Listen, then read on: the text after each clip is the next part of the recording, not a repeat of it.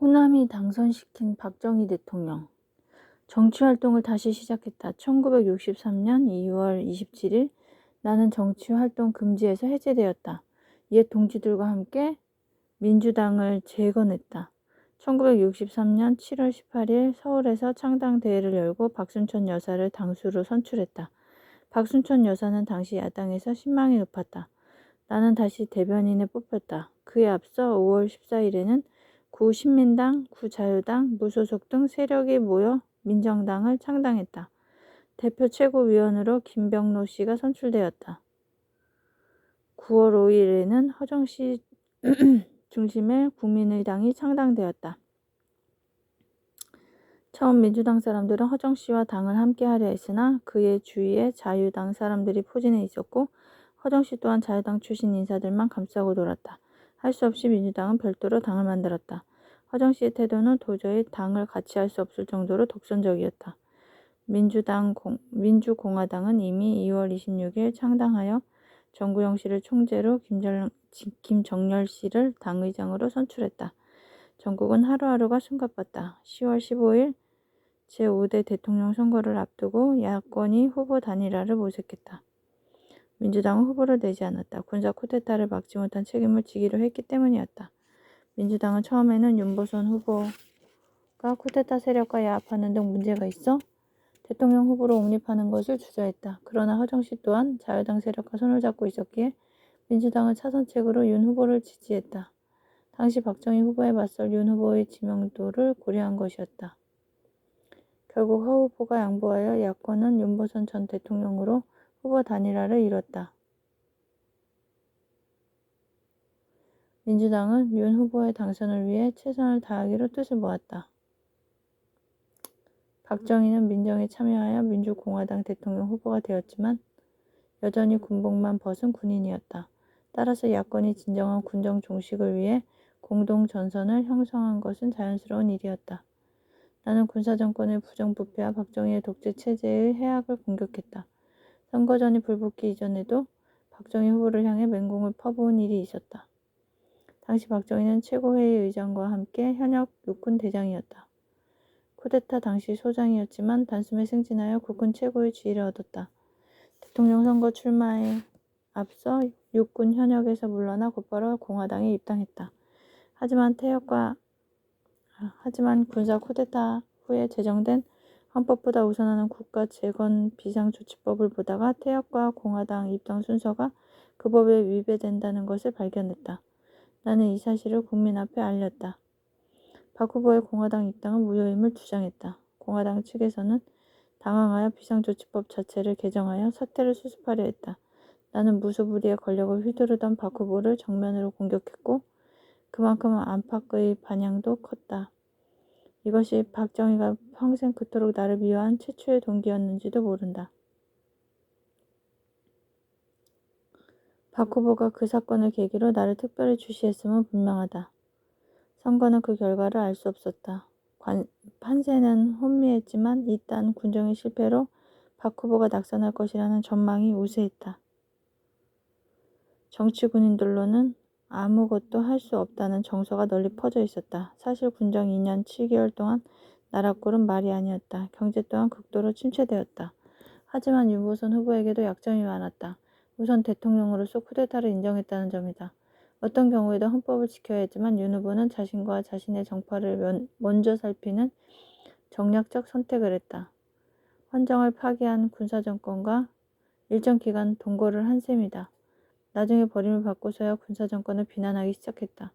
이러한 언행에 국민들이 곱지 않은 시선을 보냈다. 그럼에도 오랜 정치활동을 통해 지명도가 높은 것은 사실이었고 이를 바탕으로 나름의 지지자들을 확보하고 있었다. 선거는 접전이었다. 전반에는 명분에서 앞선 윤 후보가 우세했다. 하지만 윤 후보는 결정적인 실수를 범했다. 박 후보를 공산당이라고 몰아붙인 것이었다. 이는 현명하지 못한 전략이었다. 여수 순천 반란 사건에 연루된 사람이 대통령 선거에 출마했다. 직접 거명하지는 않았지만 누가 들어도 박 후보를 겨냥한 공세였다. 사실 박 후보는 소령 시절에 그와 같은 혐의로 군법회의에 기소된 일이 있었다. 하지만 지난 일이었다. 그것이 사실이긴 했어도 공산당과 전쟁을 선포하고 반공을 국시로 내건 사람에게 그런 비난은 설득력이 없었다. 게다가 윤 후보 측이 박정희 후보를 공산당이라고 비난하는 방식은 과거 한민당 시대의 어두운 기억을 떠오르게 했다. 미 군정 시대의 한민당은 김구 선생의 한독당을 비롯하여 반대 세력을 공산당으로 몰아서 무자비하게 숙청한 역사가 있었기 때문이다. 미국의 군정과 이승만 정권 때는 반대 세력을 제거하려 하지만 곧잘 공산당이란 올가미를 씌웠다. 윤 후보의 발언은 유권자들에게 그런 공포 정치를 연상하게 했다. 미세한 국면에서 윤 후보의 이 같은 실언은 치명적이었다. 선거 결과는 박 후보가 15만 6천여 표 차이로 신승했다. 윤 후보의 패배는 곱씹을수록 아쉬웠다. 물론 선거에 부정이 없었던 것은 아니다. 대통령 선거 기간 동안 4대 의혹 사건, 3번 폭리 사건을 통해 중앙정보부가 긁어 모은 돈을 무차별 살포했다.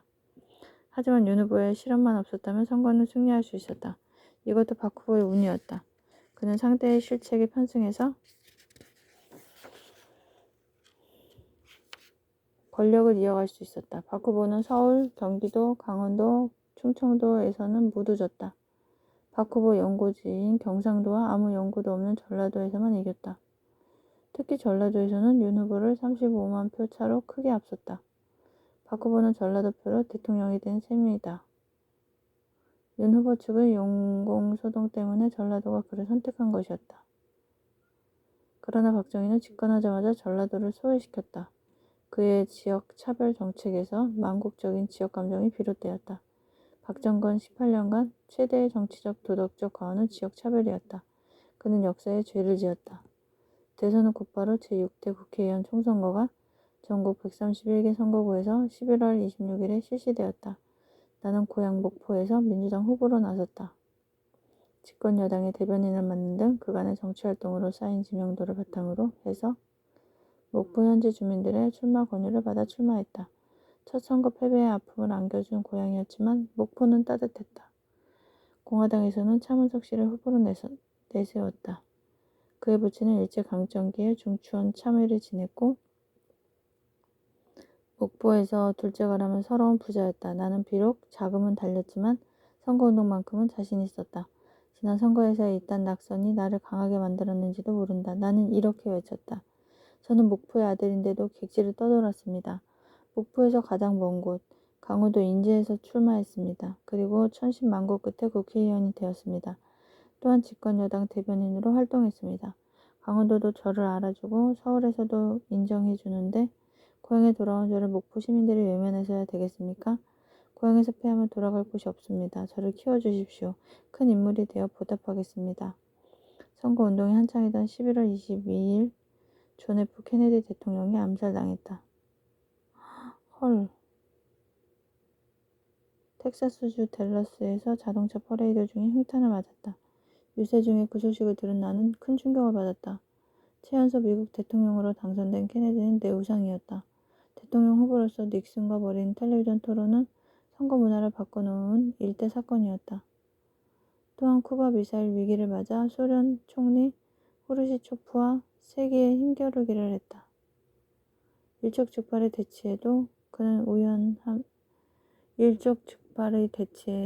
그는 유연하면서도 단호했다. 미국이 쿠바를 침략하지 않는 대신 소련은 쿠바에서 미사일, 폭격기 등을 철수한다는 대타협을 이뤄냈다.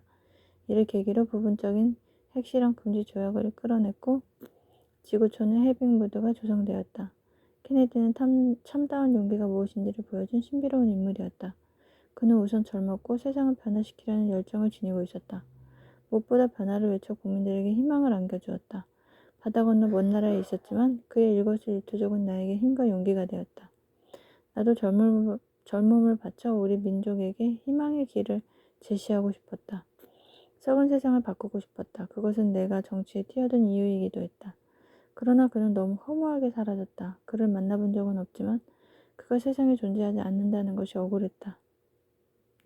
유세장에서도 그의 얼굴이 떠올랐다. 선거는 막바지로 갈수록 혼탁해졌다. 목포에서도 예외가 아니었다. 공화당은 경찰과 지방 공무원을 동원하여 야당의 선거운동을 방해했다. 그러나 의인은 어디든 있었다. 부정선거 지시를 받은 목포경찰서 정보반장 나승환 경사가 국회의원 선거대책이라는 부정선거 비밀 지령문을 폭로했다. 나승환 멋있네. 나경사는 민주당이 아닌 또 다른 야당 민정당에 가서 기자회견을 열고 13개 항목에 거친 부정선거 비밀 지령을 폭로했다. 물론 그 비밀 지령은 나의 낙선을 겨냥한 것이었다. 야권은 일제히 목포의 사례를 열거하며 부정선거를 규탄했다. 선거 보이콧까지 거론하며 내무장관, 치안국장을 사임시키라고 정부를 압박했다. 목포에서의 판세는 우리 쪽으로 완전히 기울었다. 나경사의 폭로 이후 공화당 측에서는 부정을 저지를 엄두를 내지 못했다. 나는 압도적인 표차로 당선되었다. 나성은 멋있네. 지난 인재선거에서 나를 도왔던 권노갑은 이때도 내 곁을 지켰다.